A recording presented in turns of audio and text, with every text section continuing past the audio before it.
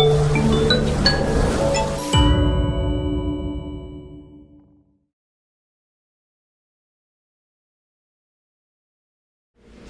pessoal, hoje nós vamos para a nossa segunda aula de filosofia. Nós vamos falar um pouquinho sobre questões relacionadas à liberdade. Nós vamos falar sobre, será que o homem de fato tem a liberdade que pensa que tem? É sobre isso que nós vamos falar na aula de hoje, ok? Vamos lá no slide. Nesse primeiro momento, eu quero que vocês só conceituem essa palavra aí de poder. Eu coloquei aí, ter força física ou moral, exercer alguma influência. Quando eu falo de poder dentro da história, eu estou falando que ela está atrelada, ela está unida com outro conceito.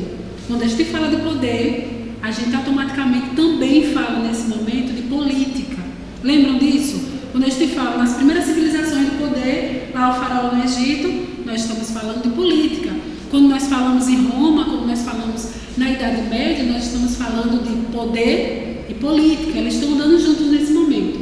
E é nesse contexto que eu quero que vocês entendam esse conceito aí de poder, atrelado aí a essa figura política. As pessoas faziam exatamente tudo aquilo que era proposto. Não de repente porque era a vontade delas, mas porque era proposto e imposto, certo? Lembrei sempre dessa palavra, imposto, ok? Nós temos aí, dentro da política, nós temos uma discussão sobre a liberdade nesse momento. E aí começa-se a pensar, e a discutir, somos livres ou não? E aí eu coloquei dois pontos aí para que vocês possam também começar a pensar um pouquinho sobre isso. Temos autodeterminação para escolhermos o que quisermos ou somos determinados por causas externas, causas históricas, biológicas ou culturais? Eu, enquanto cidadão, eu posso escolher, eu tenho esse poder, essa consciência de escolha, ou aquilo que eu escolhi foi por conta de outros fatores? Eu posso tomar essa decisão, mas eu posso tomar essa iniciativa, ou nessa iniciativa ela está carregada não por mim, não porque eu quis aquilo, mas porque outras pessoas que estavam atrás de mim queriam, e eu, impulsionada por isso, eu fui e fiz. É nessa perspectiva que a gente vai falar um pouquinho na aula de hoje. Será que você tem liberdade? Essa liberdade ela está sendo aberta para você? Você está sabendo usufruir dessa liberdade? Você tem livre-arbítrio para escolher essas decisões? Ou essas decisões que você está tomando, ela é proveniente de pessoas, de fatores que fazem com que você faça com que aquilo aconteça, certo? Coloque em prática aquilo, ok? Os valores em discussão nesse momento é isso, liberdade e livre-arbítrio. Quando a gente fala, que momento é esse, professor, historicamente falando? Nós estamos falando no processo da Idade Moderna. Que idade é essa, professora? Finalzinho da Idade Média, já finalizou a Idade Média, se inicia a Idade Moderna. Dentro da história, professora, o que está acontecendo? Lembrem as grandes navegações, lembrem do Renascimento, lá na Itália, o Renascimento comercial, o Renascimento urbano. É nesse contexto aí que começa a aparecer essas discussões sobre livre-arbítrio. Nós vivemos um pouquinho, num período anterior, um processo aí, na Idade Média, onde a igreja ela acabava impondo algumas coisas para as pessoas. E agora começa essa discussão. Será que você tem livre-arbítrio? Será que você está tomando as decisões de forma coerente a partir do que você quer ou a partir do que os outros querem? Certo? É nesse contexto que esse desenrolar dessa discussão ela acontece. Vamos lá? Se Deus sabe de tudo, será o ser humano livre? Se eu tenho uma figura maior que está acima de mim, sabe de tudo, aquilo que eu estou fazendo, será que realmente está encoberto? Será que só eu sei aquilo que eu fiz ali no passado, naquele determinado momento? Ou será que outra pessoa já sabia disso? E realmente não falamos nesse contexto de liberdade, certo? Primeiro aí, Severino Boécio, ele escreve um livro chamado A Consolação da Filosofia. Severino, ele vai ser adotado por uma família romana, uma família abastada, e ele vai começar a discutir diversas coisas. Ele vai ser um homem culto e ele vai começar a discutir diversas coisas. Mas calma, pera. Ele escreve esse livro quando ele está preso. Oxe, o professor, ele não era da elite, não tinha dinheiro e agora já está preso. Ele acaba dentro desse, ele é um político também, e ele acaba se envolvendo em algumas discussões, acaba se envolvendo em algumas acusações que levam ele à prisão. Chegando na prisão, ele começa a se questionar sobre diversas coisas, e é nesse ponto que ele começa a falar sobre a questão do livre-arbítrio. Ele começa a pensar consigo mesmo, começa a pensar dentro dessa perspectiva filosófica. E é ele que vai dar o ponto inicial, o ponto de partida sobre essas discussões. Veja lá, se a providência divina governa o mundo, que liberdade nos resta? Será que realmente nós somos livres? Esse vai ser o primeiro pensamento de Severino nesse contexto. Vamos passar para o próximo. Deus está lá em cima, Ele sabe do nosso passado, Ele sabe do nosso presente, o que nós estamos fazendo hoje, e Ele sabe do nosso futuro, aquilo que nós vamos ainda pensar, aquilo que nós vamos ainda fazer, Deus já está sabendo. Então, na visão de Boécio, não há liberdade, porque há alguém que já sabe de tudo que a gente vai fazer. Mesmo antes que eu faça aquilo, ele já sabe. Então, não há liberdade, certo? No próximo, nós vamos ver Anselmo de Aosta. Anselmo, ele é um doutor da igreja e ele vai dar sua contribuição também nesse pensamento, dizendo assim: a liberdade é a capacidade de identificar a sua vontade com a vontade do bem. Assim, o homem é livre com o objetivo de conservar a retidão da vontade por amor à própria retidão. E aí nós temos logo embaixo aí justiça e felicidade própria. Ou seja, o que Anselmo quer discorrer sobre isso? Ele fala sobre a justiça. Nem todos os homens podem recorrer à justiça, porque essa justiça ela está atrelada ao divino. Eu posso chegar ao momento de me atrelar a esse algo divino, eu posso, mas isso inicialmente só os anjos puderam, porque eles andaram em retidão, promovendo a justiça para que houvesse a felicidade própria. Nos nossos dias e nesses dias que se passaram, a felicidade própria era vista como a felicidade do próprio homem. Então, quando se pensava na questão de liberdade, não se pensava na questão de liberdade por justiça. Porque quando eu penso de liberdade por justiça, eu estou favorecendo o outro e eu estou me desfavorecendo, certo? Eu estou dando crédito ao outro, eu estou ajudando mutuamente ao outro e não a mim. E nessa sociedade que nós vivemos, nas sociedades passadas, havia muito o egoísmo. As pessoas só pensavam em si. E é nesse contexto que ele fala. As pessoas buscavam a felicidade própria, buscavam a felicidade para si e não buscavam para o outro. Então é nesse contexto que essa liberdade, ou livre-arbítrio, é tratado na visão de Anselmo. Apenas os anjos, os justos, é que vão alcançar essa justiça plena de liberdade. Os homens comuns, eles vão alcançar aí a felicidade própria, o indivíduo. E no próximo nós temos São Tomás de Aquino. São Tomás de Aquino vai viver num contexto bem parecido entre a Idade Média e a Idade Moderna. Evita posições extremistas. São Tomás de Aquino ele não vai dar uma posição extremamente forte, posicionada sobre aquilo. Até porque os debates estão muito acalorados. E isso pode provocar algo ruim dentro da igreja. Então ele prefere ficar um pouquinho mais no canto e dar a ideia da sua teoria de uma forma mais calma e mais tranquila. Observe aí, o livre-arbítrio decorre da própria racionalidade humana. E sem este não seria possível sequer pensarmos em possibilidade de escolha. Ou seja, o livre-arbítrio ele é individual. Ele vai a partir da sua racionalidade. É você que tem que discernir. É você que tem que entender e compreender a questão desse livre-arbítrio. E não o outro. É você que tem que fazer as suas escolhas e as suas decisões. Elas vão implicar em outras consequências. Mas o livre-arbítrio é você que tem que definir até que ponto você pode ir ou até que ponto você pode chegar. Certo? E aí, no próximo ponto, nós vamos falar sobre outra discussão que acontece nesse mesmo contexto, que é a questão da política moderna. Lembre, nós estamos vivendo um período, historicamente falando, da Idade Moderna.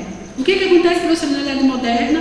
Nós estamos no Renascimento cultural e urbano, várias informações, e agora Maquiavel escreve um livro dizendo o seguinte, chamado Política, e ele diz o seguinte, olha, é necessário e é preciso que se pense nas decisões que vão ser tomadas, politicamente falando. Com que base, professor, ele veio falar isso? Porque ele deveria ter alguma base. Ele olhou lá para as primeiras civilizações e começou a investigar e saber as causas, o porquê daquela política romana não ter dado certo, daquela política dentro da Grécia que não deu certo, daquela política inicial que se iniciou daquela questão bem prematura da Mesopotâmia, porque não deu certo.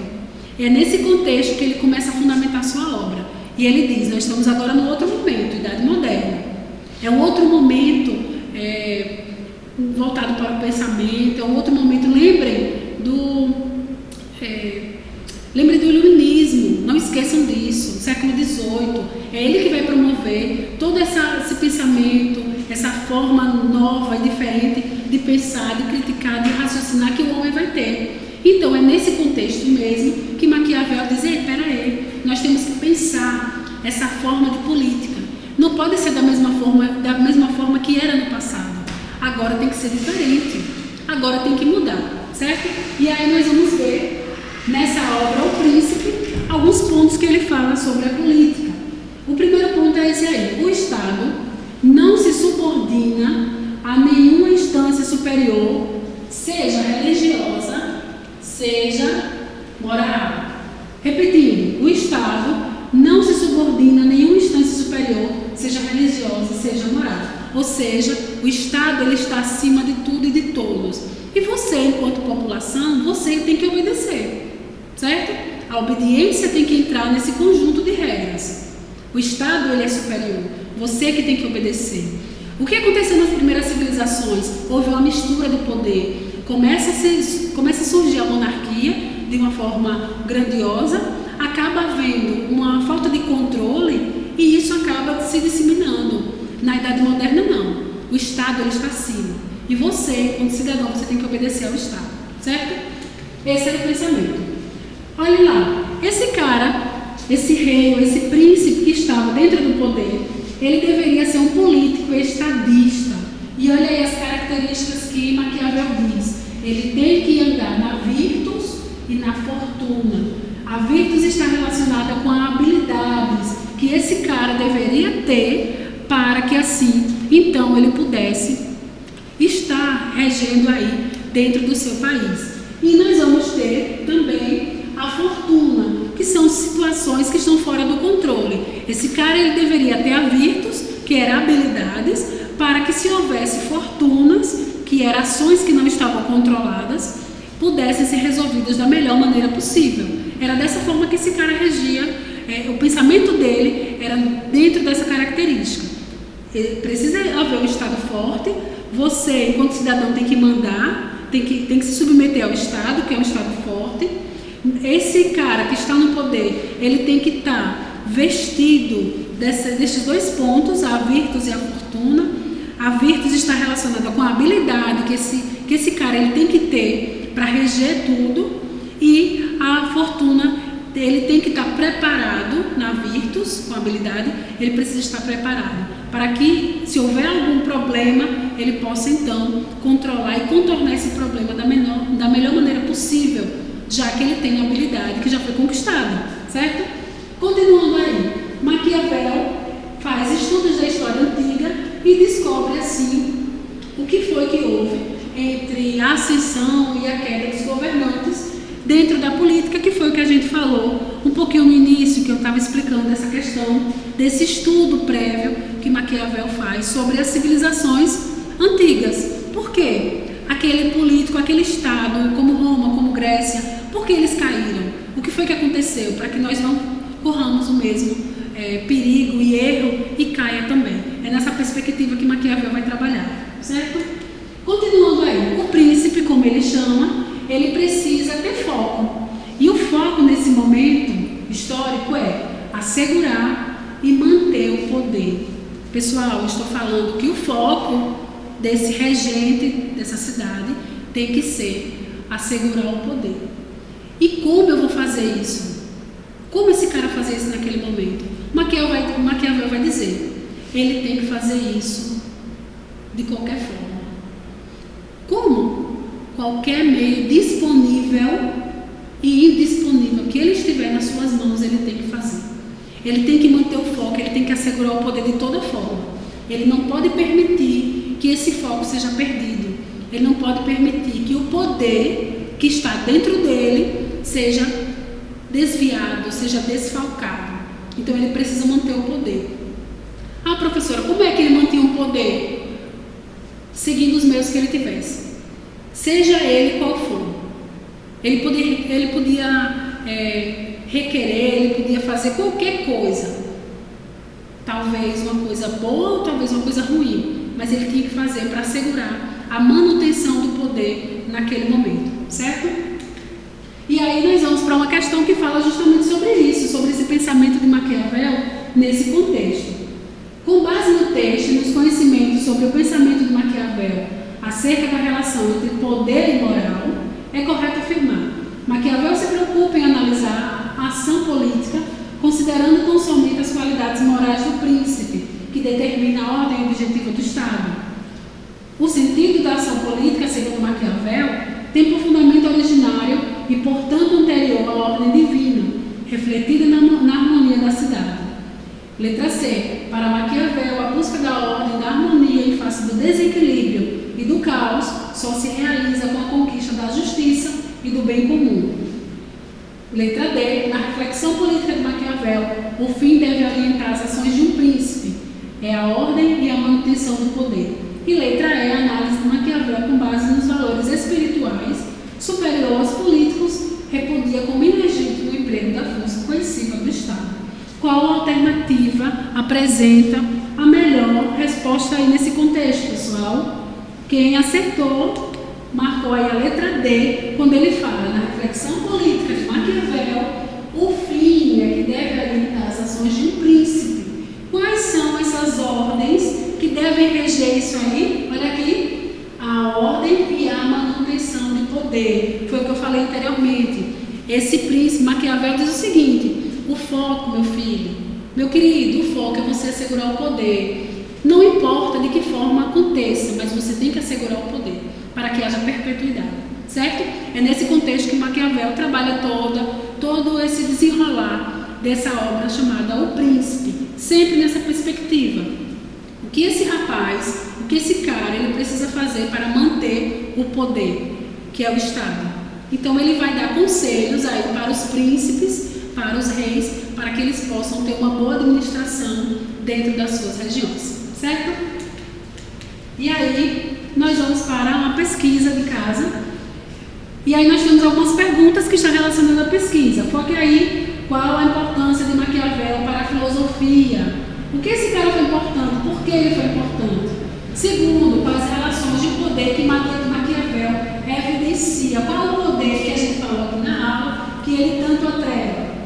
Quais as suas obras e que qualidades um governante deve ter para conquistar e garantir a manutenção de poder?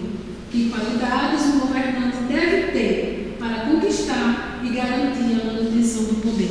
Lembrando que essa última pergunta é uma pergunta pessoal, certo? Não tem a ver aí com obras, não tem a ver.